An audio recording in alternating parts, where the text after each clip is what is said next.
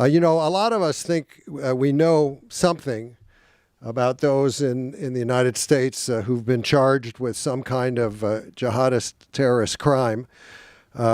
We might think that most of them are foreigners, for instance, or that they turn to terrorism as a result of some traumatic life experience. Well, get ready to have those and some other common preconceptions proved wrong. Peter Bergen has gone to the trouble of examining the 330 people in the United States who have faced terrorism charges. He looks at what has motivated them, how U.S. institutions have responded, trying to balance security and liberty, and how we as a society have been affected by the terrorist threat. Peter brought to this task the skills and knowledge of someone who has spent more than 2 decades studying and writing about terrorism. Back in the 1990s, he was one of the first U.S. journalists to recognize the importance of al-Qaeda, and he scored a coup in 1997 when he caught up with Osama bin Laden in a mud hut in the mountains of eastern Afghanistan, producing the first TV interview in which bin Laden declared war on the United States. Peter went on to write 4 engrossing books about bin Laden and al-Qaeda, his last one several years ago being Manhunt, which told of the search for and eventual killing of bin Laden. Peter has remained steeped in military, intelligence, and foreign policy matters as director of the National Security Studies Program at New America, a professor at Arizona State University, and a national security analyst for CNN.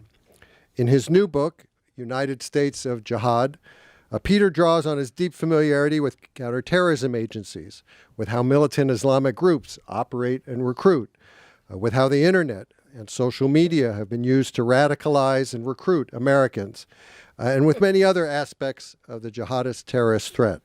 He also puts this threat in perspective with other ideology-inspired violence in the United States, whether from right-wing groups in recent years or left-wing underground groups as far back as the 1990s. In a New York Times review of the book, Michiko Kakutani said Peter, quote, writes with authority and range. And Janet Napolitano, the former Homeland Security Secretary, called Peter's work, quote, the best one-volume treatment available on the current state of jihad in America. A documentary, Homegrown, based on Peter's book, debuted on HBO last night. So please join me in giving a warm welcome to Peter Bergen.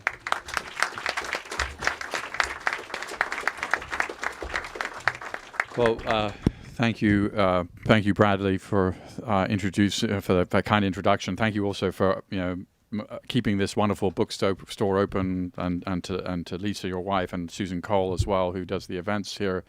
Obviously, I feel like a bookstore. Every time a bookstore closes, it's like a small kind of mini death, and because at the end of the day, bookstores are such a key part of our civilization. And I feel like coming into Politics and Prose, my IQ goes up a few points. Everybody, it's like listening to a Mozart symphony. So my book is called States of Jihad, Investigating America's Homegrown Terrorists. And this is actually the first time I've had to explain it publicly in a sort of lecture format. And so I asked myself, what are the questions I can try and answer tonight that come out of the book, and they are 5. 1 is, who are these people? 2, why do they do what they do? 3, what has law enforcement done, or the national security apparatus more generally, to sort of deal with the threat? 4, what can be done? What have these individuals done, and then what does the future look like? And so, who are they? I mean, as Bradley indicated, these are ordinary Americans. The 330 cases that we at New America and my research team, we assembled these cases since 9/11. Some of them are relatively trivial. They were people who were charged with sending small amounts of money to an Islamist terrorist group. Some of them are very serious, such as murder. But we found that these are not foreigners, and we think of terrorism as sort of a foreign thing that comes and is we're subjected to because of 9/11. It was 19 Arab hijackers. These are Americans. They are ordinary Americans. Their average age is 29. About a third of them are married. A third of them have kids. Their average education is very similar to the education of the average American. 50% graduate from high school. That's about the same as the average American. 10% have graduate study. That's very similar to the average American. They have actually their rates of mental illness are lower than the general population, so they're actually saner than most Americans. And which kind of makes sense. In fact, these findings are very similar to other large-scale academic studies of terrorist groups in other eras and in other countries. I mean, typically, terrorism or revolutionary violence is conducted in the name of the dispossessed, but the people who are doing it are usually people who are pretty, who are doing relatively well in life. I mean, just think about Osama bin Laden, the son of a billionaire. Think about the Baader-Meinhof gang in the 70s. It was upper middle class Germans. Think about the kind of people attracted to the Weather Underground in the 60s in America. They were not the dispossessed. They were often people from the upper middle class, and the list goes on. And of course, if you're running a terrorist organization, the last thing you want is somebody with mental problems in your organization, because they're not going to be able to execute what you're going to do. Anyway, so the big takeaway of the book is about one of the big takeaways is about around 80% of the people that we profiled were American citizens or American legal residents. And in fact, we could produce this profile before the San Bernardino attack, and that couple almost perfectly matched that typical profile. Middle class, he had a job earning $70,000, both college graduates in a technical subject. Often people attracted to terrorism have technical degrees, which sort of is an interesting finding in other academic studies. They had a child, of course, a 6-month-old. They were married to each other, which was great for operational security because there were no meetings, no phone calls to this, of the kind that could be intercepted by law enforcement. So they're ordinary Americans, and very few of them are refugees, despite all the political hoopla about that. And the ones that have been refugees have been involved in minor crimes. Every single lethal terrorist attack in the United States since 9/11 has been carried out, but a jihadi terrorist attack has been carried out by an American citizen or an American resident. And one of them, of course, is Major Nidal Hassan, born in Virginia, parents middle class, owned businesses in Virginia. He was an Army major, went to Walter Reed, not far from here, for many years. He was living the American dream. So then this gets to the why question, which is a much more complicated question. Why would somebody who's basically benefited from American society be attracted to an ideology that at the end of the day has one of its principal goals, killing Americans? And I can't say that I have a really good answer to that, because as I thought about it, one of the whole points of evil and killing complete strangers in the name of a revolutionary ideology is certainly evil, is you can explain, and I don't want to call it, compare the Holocaust to the threat from jihadi terrorism in this country is obviously very different, but they have these there is a commonality, which is the more you know, you can kind of explain why Hitler conducted the Holocaust, and there'd be a whole raft of reasons about his life in Vienna and how he was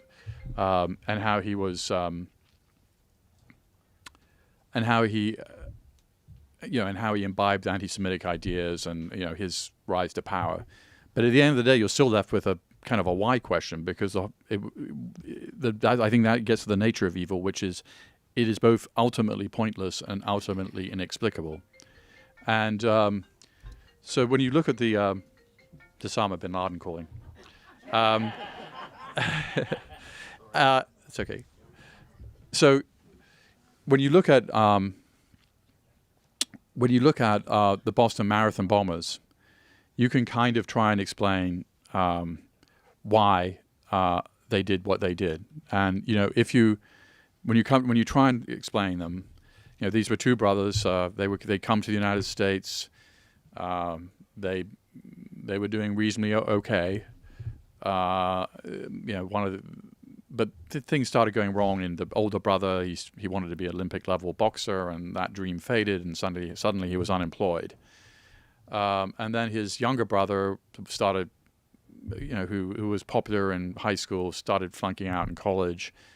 Their parents divorced. They moved back to Dagestan in the former Soviet Union. One of the older brother turned to a form of militant Islam. They both objected to American foreign policy. Now, lots of people object to American foreign policy. Lots of people have families that break up. 50% of marriages in this country end in divorce. Lots of people have personal disappointments, but very few of them then sort of take it out on complete strangers. And if you think of the Boston Marathon bombing, the victims included an 8-year-old boy who was killed. His sister lost a leg. She was 10. A 23-year-old exchange student from China who was doing a graduate degree at Boston University, and a woman age 29 who was running a restaurant in the Boston area. And, for what? I mean, what did that gain? So at Jahar Saniev's trial, he never said anything except when he was being sentenced to death, and he apologized to the families at that point. But one of the insights, I think, in the book, and this is not my insight, I got very interested in the question of the emerging discipline of threat management, and I profile some of these people who are in this emerging discipline of threat management. And one of the crucial insights that a guy called Ted Calhoun had, who was a professional historian who came into this circuitously. He wrote a history of the U.S. Marshals, the U.S. Marshals have been around for more than 2 centuries now. And he found out that there was a database of people who had threatened U.S. Marshals of 3,000 cases. And he thought that's interesting. And he started looking at these threats, and he found out a counterintuitive conclusion. That people who had made threats against judges, and that's U.S. Marshals protect federal judges, never executed them. It was the people who didn't make threats. Now, that was a very interesting finding because it saved a lot of people's time if you could know that, generally speaking, it was more important to be looking at kind of maybe if somebody had been casing the courthouse, or the kinds of people who actually made a direct threat were not necessarily a threat. That's just an example of kind of this emerging discipline of threat management. But what Calhoun and his co-author said is sometimes it's not clear to the perpetrator themselves why they did something. They can't really articulate it well. And I thought that's a very important insight. And it gets back to this question. The big question of why is a very complicated one. And I use a quote from the philosopher Immanuel Kant, which I think is all historians and journalists and social scientists, and I think social science itself is sort of an oxymoron because chemistry is something where you can replicate the same experiment over time, but we're human beings and we're complicated. Anyway, it's a wonderful quote from Immanuel Kant, which is, from the crooked timber of humanity, not a straight thing is made. And so if people don't fall easily into categorizations, and each one of us, if you asked anybody in the room, how did you get to where you are? You would find, if you really drilled into it, we'd have an explanation. Each one of us would have a sort of explanation about it. But if you really started examining everybody's lives in the room, you'd find that happenstance and a particular event, or played a huge role, or and then of course the kind of changing technology around us. So for instance, some of the kids I profile, they would never have been interested in ISIS without social media, because it just in the 1980s there was something called Jihad magazine, which was Al Qaeda's sort of in-flight magazine. It was very hard to find. Very hard to find. You had to go to a specific mosque to buy it, and it was really more. Now you can, if you're sitting in your basement, you can radicalize. You can essentially, you don't have to go to the radical mosque. You don't have to go to the training camp, and this is all new. And so for these kids, they live in a new environment that didn't exist before, and of course, some of them are being attracted to it, including American citizens. And there was a Israeli counterterrorism academic, Gabriel Wyman, who had a very interesting formulation, because we talk about lone wolves, people who are not attached to a formal terrorist organization, as being the threat here in the United States. That is absolutely true. But if you think about it, these lone wolves, so-called, are actually part of a virtual pack, because when they get online, they are instantaneously hundreds or thousands of people who share their views from all around the world, are a sort of virtual echo chamber and reinforcement mechanism for them to sort of accept the idea that ISIS is really creating some kind of Islamic utopia here on Earth. So the why is always very complicated, and it's personal, and I tell a number of the stories in the books of people, whether they're from Daphne, Alabama, who became Omar Hamami became the leader of Shabab in Somalia, which is an Al Qaeda affiliate, or David Coleman Headley who basically a Chicagoan who was critical of the planning of the Mumbai attack, which killed 166 people. And I profile a number of the more interesting cases, either because they're emblematic of a certain thing or because I was able to get more access to them. Another example, Zachary Chesser. You may recall he was convicted of basically inciting violence against the creators of South Park. Now, we have the First Amendment in this country. You can say anything you want. Inciting racial hatred, by the way, is a crime in the United Kingdom, which is why there was a debate in Parliament about whether to allow Donald Trump in.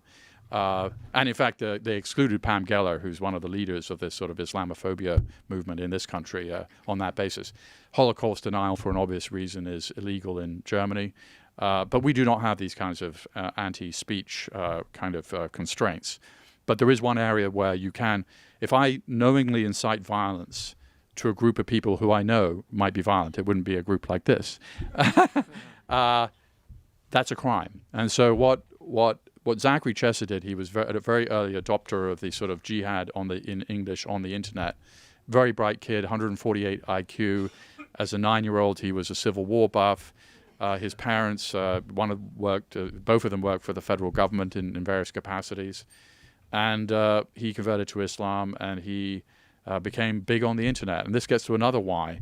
For a lot of people, this is very exciting. I'm 21, and people, counterterrorism experts are contacting me, and I think I'm enormously influential. And so for some of these people who are joining, it's fun and it's exciting, and it's part of something bigger than myself. And in the 1970s, maybe they would have, or 60s, maybe they would have joined the Black Panthers or the Weather Underground or some other movement.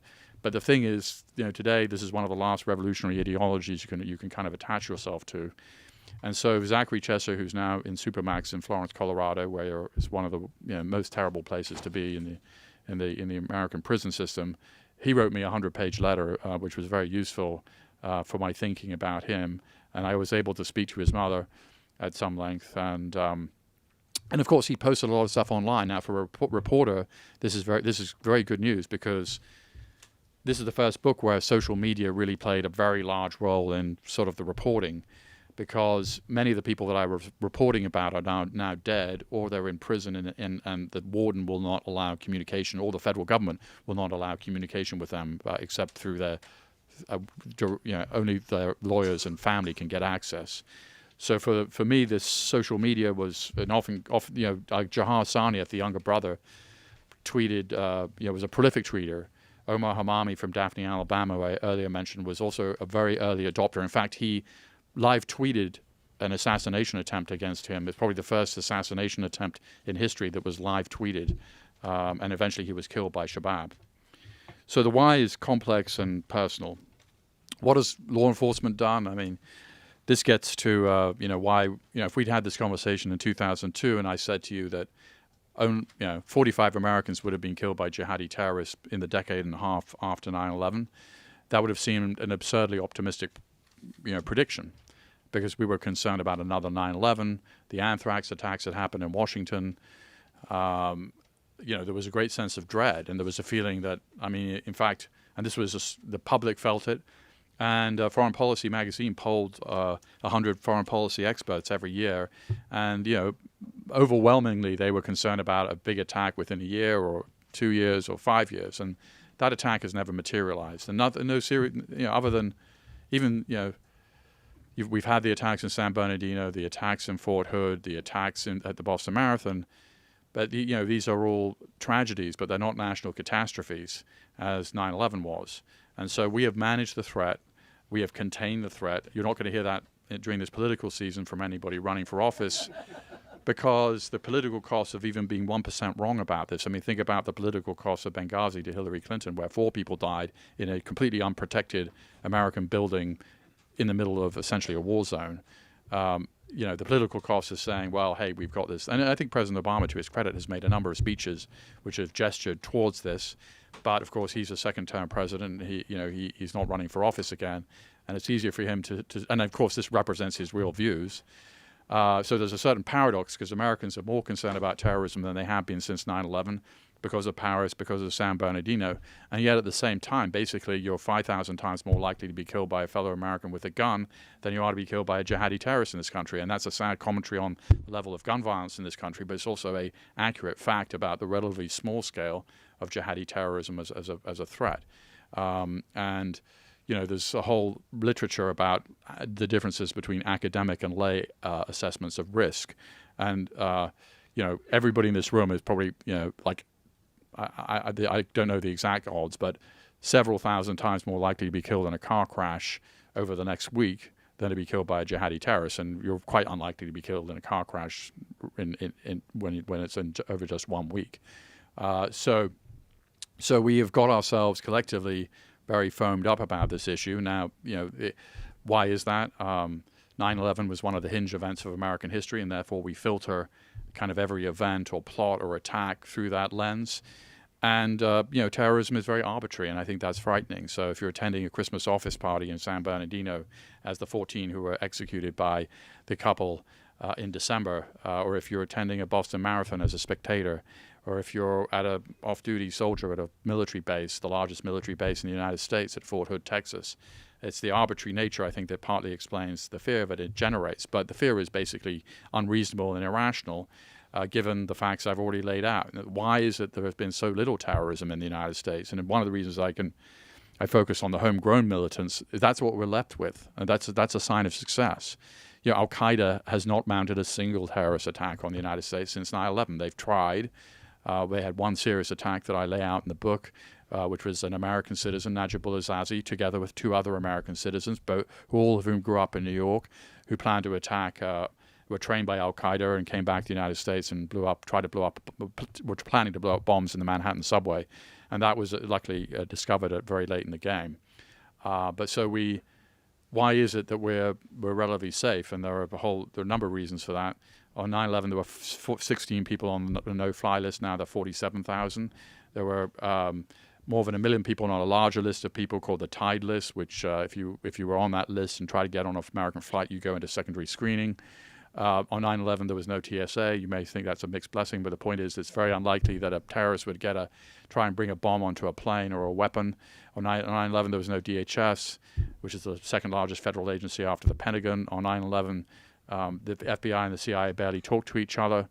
On 9/11, there was no public knowledge that this was an issue, so it was the passengers on Northwest Flight 253 on Christmas Day 2009 who noticed that smoke was pouring out of this guy's crotch and said this is not normal behavior on a flight, and disabled him. It was a street vendor in Times Square who noticed an SUV was smoking on May 1st, 2010. That was Faisal Shahzad, a Pakistani Taliban recruit, American citizen. A wonderful detail. His previous job had been a financial analyst at the Elizabeth Arden Cosmetics Company. It's not a place you associate with terrorism necessarily, but he built a bomb, drove it into Times Square at 6 p.m. on a warm night on the 1st of May 2010. You can imagine if the bomb had gone off, he had watched video feeds of the corner at 45th and 6th, which he realized was the most heavily trafficked corner. He would have killed a lot of people if this bomb had not malfunctioned to some degree. And also, it was a street vendor who said there's something, you need to look at this and inform the police. So public knowledge has made it safer. What the government has done has made it safer. Of course, there's been aspects of overkill. Which organization has mounted more terrorist plots in the United States than any other group? The FBI. Yeah. So the FBI has organized more than 30 plots. Al-Qaeda's organized 6. The Pakistani Taliban has organized 1. So the FBI has organized many plots. Of course, they're all sting operations. And some of them probably are merited this approach, and some of them didn't. One of the people I profile in the book is Matthew Laneza. He's a schizophrenic, bipolar 25-year-old with the mind of an 8-year-old, essentially, who'd never really made friends, who the FBI knew was a schizophrenic, bipolar person and suggestible, and they kind of roped him into a plot where he thought that he was going to blow up a bank in Oakland. And, were it not for the bad luck that he'd encountered an FBI informant and undercover officer, he would just be, hopefully he'd be in a group home where his mental problems would have been dealt with. And I use that example just because it seemed so extreme, and we all can look at some of these cases, and as a legal matter, entrapment has never worked as a legal defense, because the FBI is always very careful to say to you, if you're in one of these plots, do you really want to do it? And they'll say that 2 or 3 times. So basically, you can't argue entrapment when it comes to trial. But we kind of know when something feels like entrapment. And certainly this case and some others have been overkill. And of course, the NSA surveillance program, all of your phone data was taken for 5 years. Who you call, at what time, says a lot about your intimate relationships. And who your doctor is. There is interesting material in your phone data. It generated apps. It caused that harvesting of all our phone data.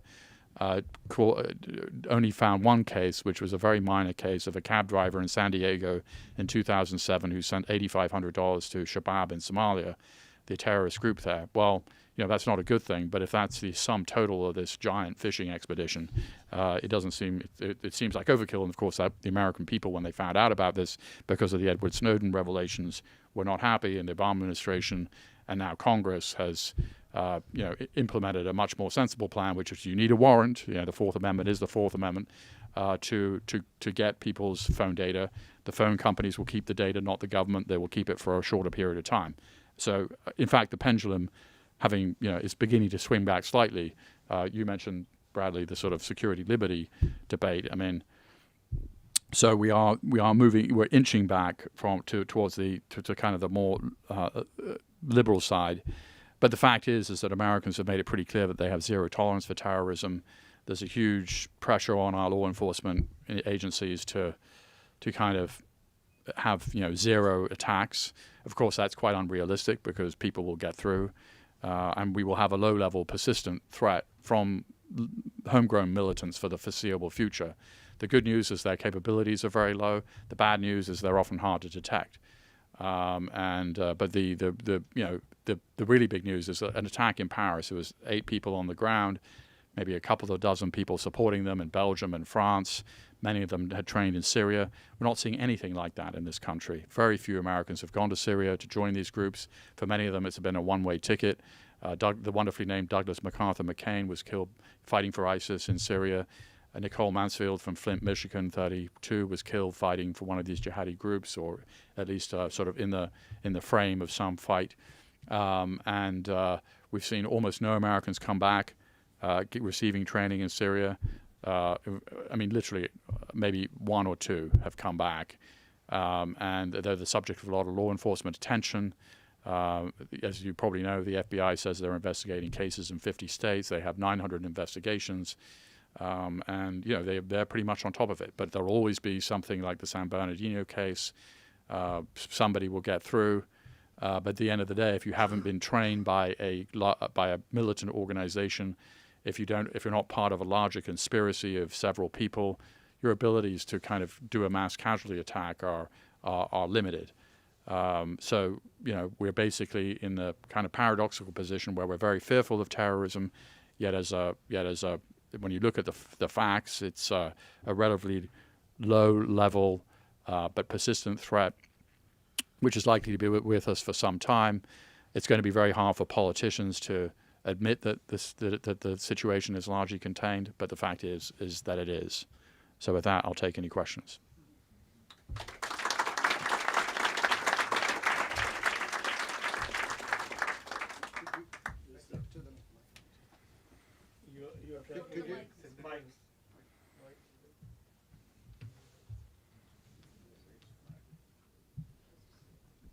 You're tracking a significant size of a database for all homegrown terror cases, and it looks like you have seen each one of them in quite a bit of detail. Could you tell us if some of them or most of them were preventable, and if your database is increasing in size? Okay.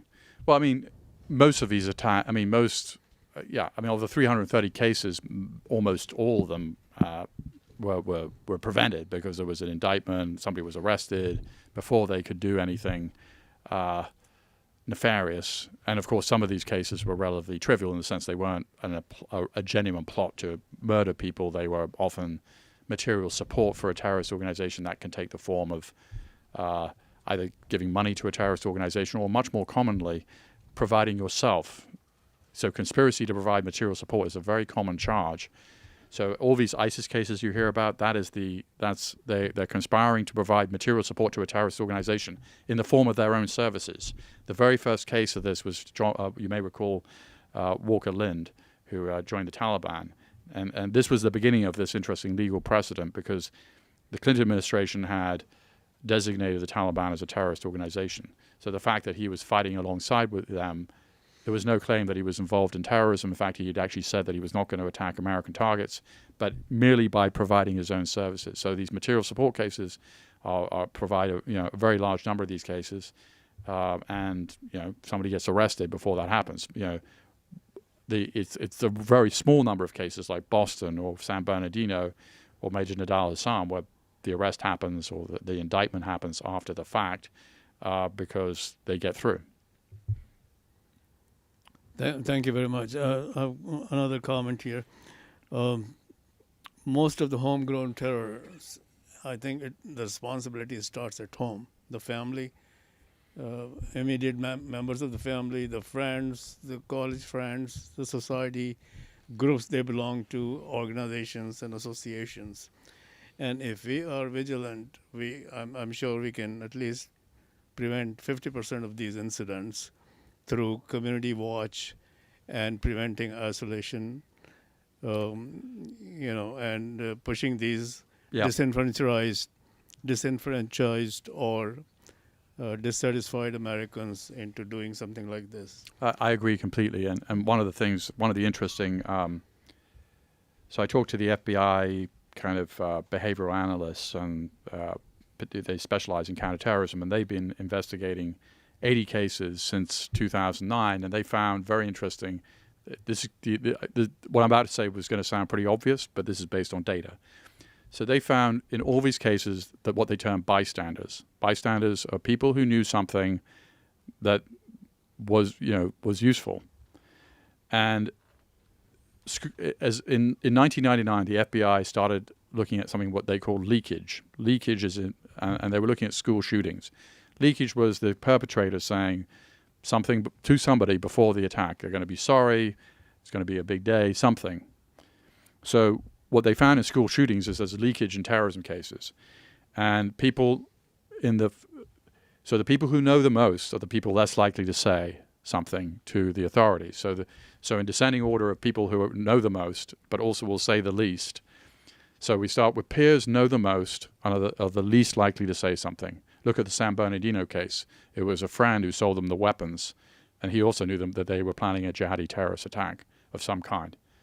Family members know the next. We still don't know what the mother knew in the San Bernardino attack, but where she was living, there was a bomb factory where they were building 19 pipe bombs. Now she was either very non-observant, or she knew something. The next level down are authority figures. Clerics, teachers, bosses, they can detect radicalization but not planning, usually.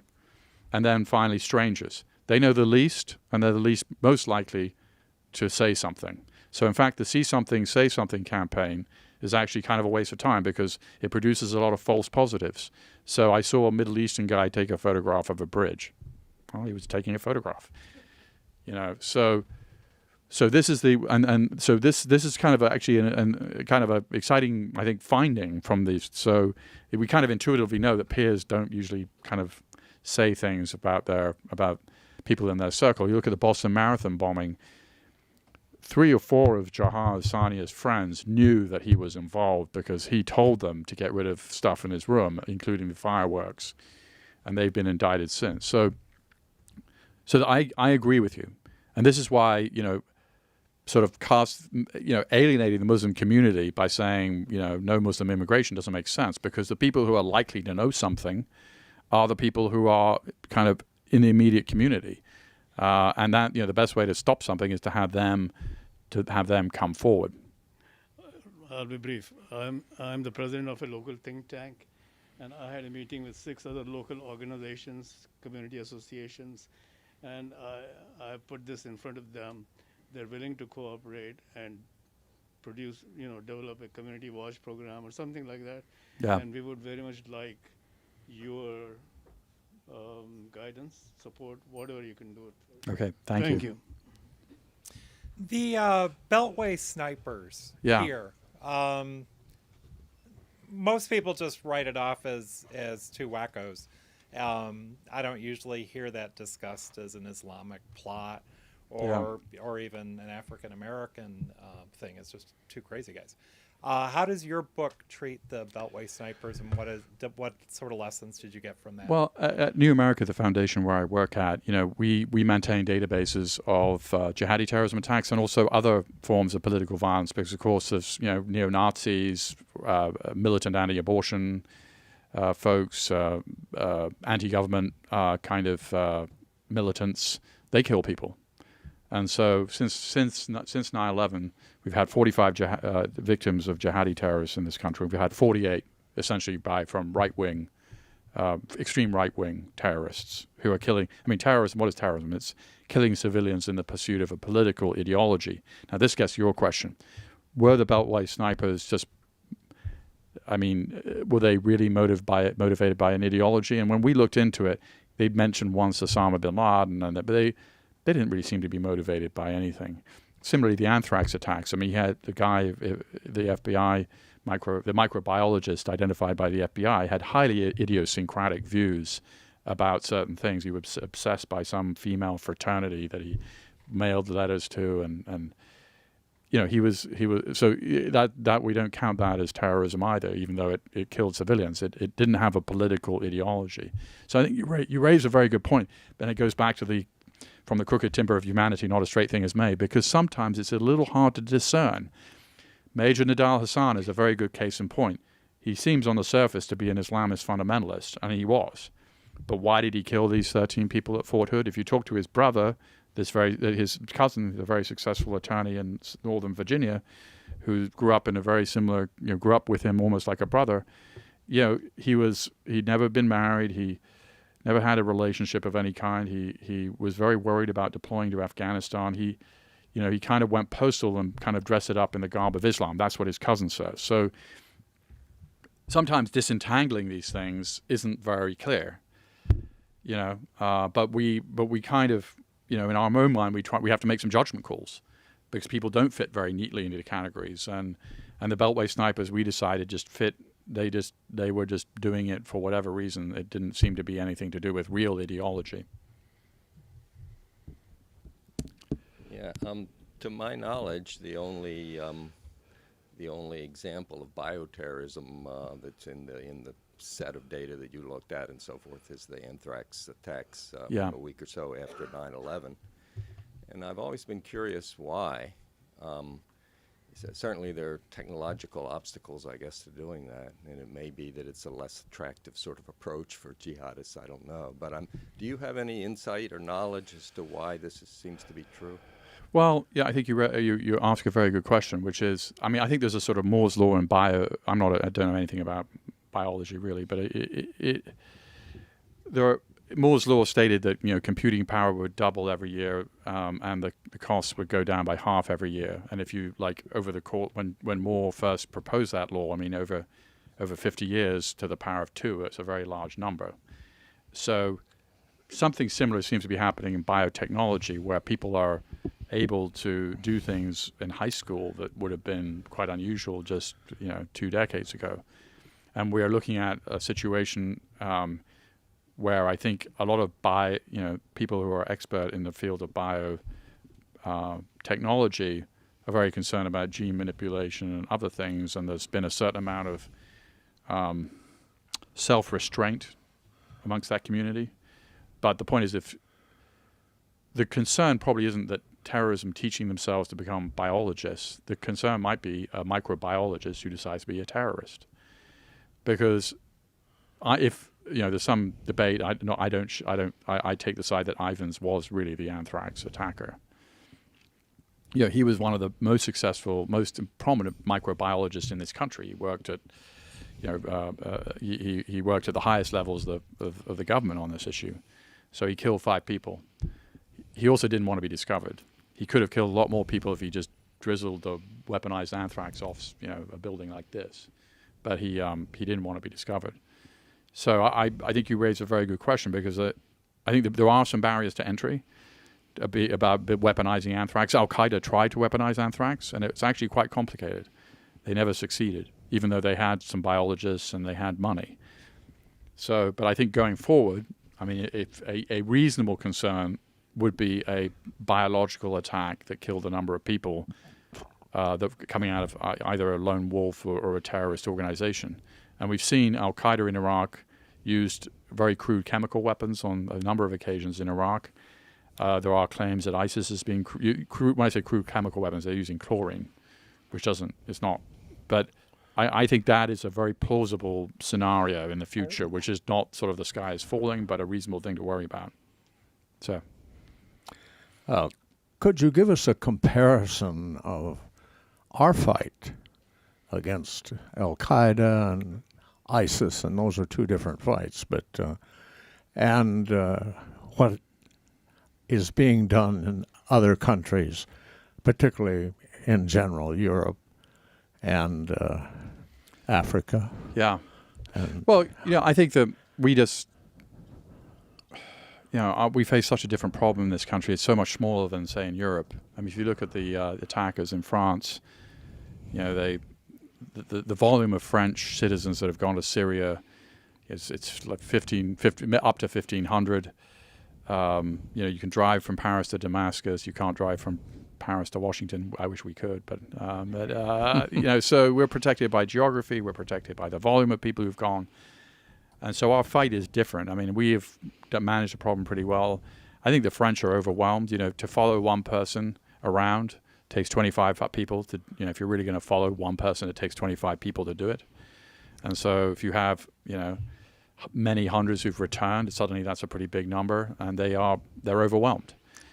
So I think we're doing a better job because we have a smaller problem, and of course the French, there is no French dream that I'm aware of. Well, maybe there is, I don't know. But there's no EU dream, there's no British dream. There is an American dream. It's worked very well for American Muslims in general. American Muslims are well integrated into American society. They don't live in ghettos. Their average incomes is similar to other Americans. They believe in the American dream. I'm citing this as from polling data. That is not true in Europe. So we've got a time bomb happening with the refugee populations coming in. Not so much ISIS pretending to be refugees, but there's already a great deal of hostility to the refugees coming in. You've got a Hungarian prime minister who's actually building a wall to keep refugees out. You've got a Marine Le Pen in France who's doing well. She's essentially a French sort of quasi-fascist. You've got the British National Party, which is also a kind of quasi-fascist. Anti-immigration is going to be, and so when the immigrants come in, we've got to have 1 million immigrants coming into Europe this year. They're going to be met with hostility, and you saw what happened in Cologne, where some immigrants were groping some German women. That's a big issue in Germany. So I think that what we've done a pretty good job. I mean, if there's any criticism, it's really in the realm of overkill. We've created a giant national security bureaucracy. There's a lot of money in it. A very interesting data point. On 9/11, the 1 out of 10 of the richest counties in the United States were in the Washington D.C. area. Guess what the number is today? 7. Could you suggest what the next president on January 21st should do that isn't being done now? Yeah, I mean, I think the next president, her advisors will come in and say, Madam President.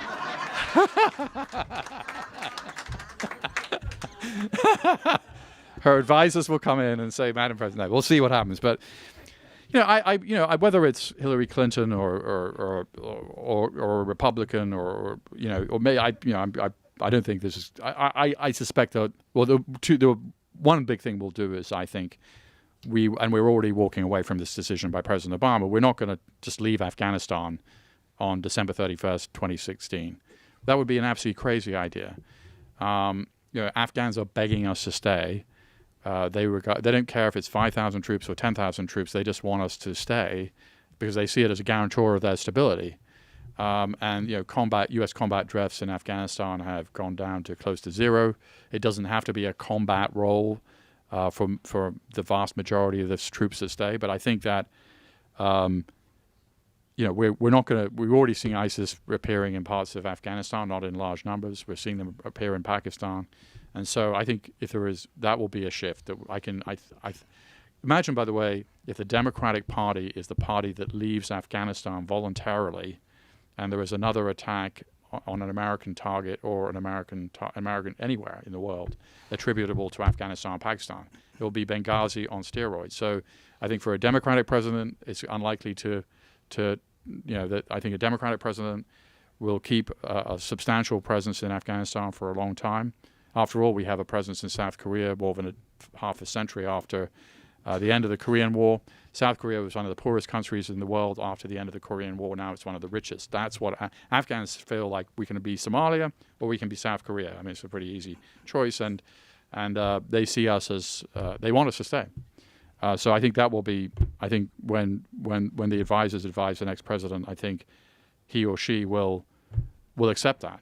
Republicans will feel the same way, I think, because we've run this videotape once before. We know what it looks like in Iraq, where a total American absence. I don't think we would have been a transformative. ISIS would still have done well, but it would not have done as well as it did if it didn't happen with no American presence at all in Iraq. Okay. Yeah. Okay, sorry. This follows up to a question asked earlier about the D.C. sniper, and I've always been interested on the initial characterization of an act as either a crime or a hate crime or an act of terrorism. And I appreciate your comments on how maybe that colors the subsequent treatment. And I'm thinking about, to me, I sort of see a pattern. If the suspect is sort of a white Christian American, it tends to be the default is to treat it as a crime, like the Jarrett Loeffner or the guy in Aurora, Colorado. And if it's somebody of Middle Eastern extraction, it seems like it tips over pretty quickly into an act of terrorism. I don't know if I'm correct about that, but I appreciate your thoughts. Yeah, no, I think broadly speaking you are. I mean, and I think there's a lot of, when the Muslim American community, there's some sort of attack, they're concerned that, wow, if it turns out to be a Muslim, it's really a problem. And I think that certainly the media, look, I've written about this, like when the attack happened in Charleston and the Dylan Roof, the 21-year-old perpetrator, killed 9 African Americans at a church meeting. And when he was interrogated, he said it was to start a race war. Well, that's a fundamentally political objective, and that's killing civilians in service of a political objective makes it a terrorist act. So we include that, and I would describe that as terrorism. And we should describe it as terrorism because that's what it is. That's one of the reasons at New America that we have a database about all political violence in this country, because there's other forms of political violence that just don't get quite the same amount of attention. I think that may be shifting slightly. I think because there was the Charleston attack got a lot of coverage. But again, we interpret, we the media, but we the American public interpret everything through the lens of 9/11, and so that's what we think of as terrorism. But I mean, the other thing, that point I make in the book, which I think is worth underlining, is the 1970s was the golden age of American terrorism. The Weather Underground, the Puerto Rican nationalists that bombed 85 times. They didn't kill a lot of people. The Black Panthers, there were more than 100 hijackings in the United States in the 1970s. It was routine. Some of it was ordinary criminal activity, but a lot of it was political. So we shouldn't be ahistorical about this, and I mean, I think your question kind of gets to an important point, which is there are other forms of political terrorism. Think about Oklahoma City. It was the most deadly terrorist attack in American history at that time. 168 mostly federal employees and kids at a play school inside their building were killed. So I think your point is well taken. Could you give us an analysis of the radiological or nuclear threat from terrorists here? Well, the radiological bomb is, relatively easy to assemble and would have, if you blew it up in this room, most of us would die from the blast effects. The radiological effects would be pretty, it's more of a weapon of mass disruption than a weapon of mass destruction. It's relatively easy to assemble if you know what you're doing. So it's quite plausible. Terrorists armed with nuclear weapons is highly implausible. for all sorts of reasons. It's almost Saddam Hussein and look at Iran. They had a nuclear program for 18 years, and they still never got to the point of having a nuclear weapon. They have unlimited resources essentially. It's very hard to build an atomic weapon. States also are not about to give their atomic weapons to other groups, I don't think, except with the one dishonorable exception perhaps of North Korea. I think it's highly unlikely, or sell. And states protect their nuclear weapons very carefully, and it's building a nuclear weapon is a very, very hard thing to do, well outside the capabilities of a terrorist group. So I think we're not going to see that. What's more likely is a terrorist group sparking a nuclear war, and that would be very specifically a Pakistani terrorist group launching a devastating attack in an Indian city, killing hundreds of people. The Indians then responding by sending an army over the border into Pakistan.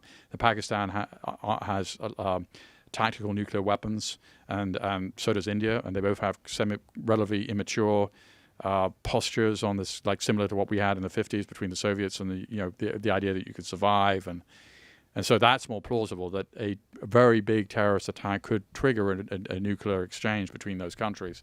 But terrorists armed with nuclear weapons, I think, is highly unlikely. And going back to the question earlier about bio, terrorist groups tend to just go with what they can do, which is truck bombs and shooting people up, and even building a semi-sophisticated weapon of mass destruction, chemical, bio, is very complicated still. Okay. You were talking about past terrorism in the United States in the 1970s, and you mentioned the Black Panthers. Did you mean the Black Symbionese Army instead of Panthers? Well, I think the Black Panthers conduct like 45 bombings. Did they really? Well, let me ask you and then the other thing is, if you're going to talk about the period of terrorism, wouldn't it more likely have been the period after Reconstruction ended and the Klan was going around, and or during the Civil Rights Movement? Wouldn't that have been a bigger time of terrorism in America? Well, I mean, I'm talking about the 1970s was a time when there was a lot of political acts of violence for ideological reasons, yes, compared to, there were more, they didn't tend to kill very many people, but there were more, whether it was Puerto Rican nationalists, Weather Underground, Black Panthers. What I'm trying to say is that in the 70s, there were a lot of white people killed, and in the when after Reconstruction and during the Civil Rights Movement, the people who were dying in large numbers throughout this country were not. Yeah. Hi, I'd like you to comment on, as a mainstream journalist, what impact that journalism and social media has on encouraging homegrown terrorists.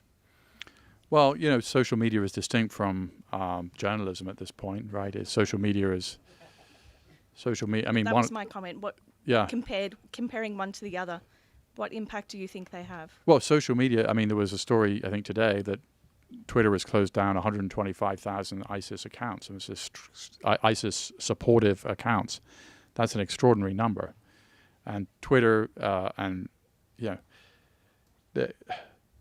there's a reason that, a woman, 20-year-old woman from Alabama got recruited by ISIS and is now in Syria.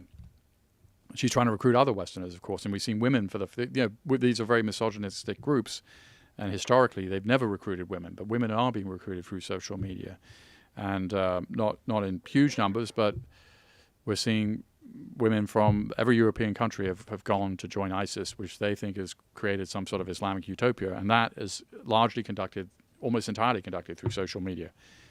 Do mainstream journalists sort of encourage this? I don't think so, because so many of our stories would seem to actually discourage people about the level of violence of ISIS.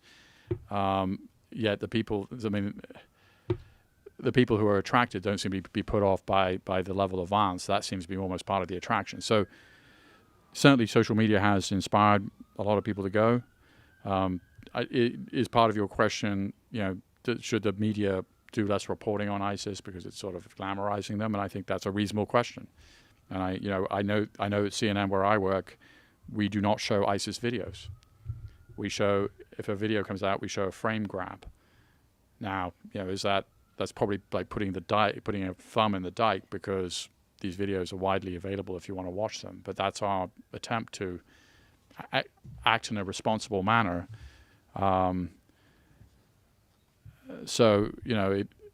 it goes to the question. Maggie Thatcher famously said that the oxygen of terrorism is publicity. I think you've had your turn, so. Yes, sir.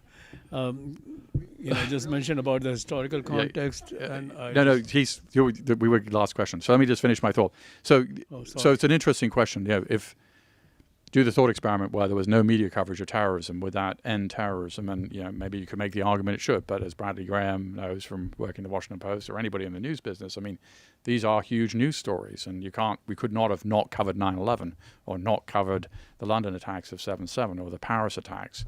But I think one of the reasons that Americans are more concerned about terrorism than probably they should be is we do live in a 24/7 news environment, and there is a lot of focus on this issue. By the end of the day, these are news stories that we have to cover because they are news. The news, by definition, is usually not good news. It's usually bad news. We don't cover hurricanes that don't happen. We cover hurricanes that do happen. We don't cover kind of cuckoo production in Switzerland or cuckoo clock production in Switzerland, which is a good news story that gets very little coverage.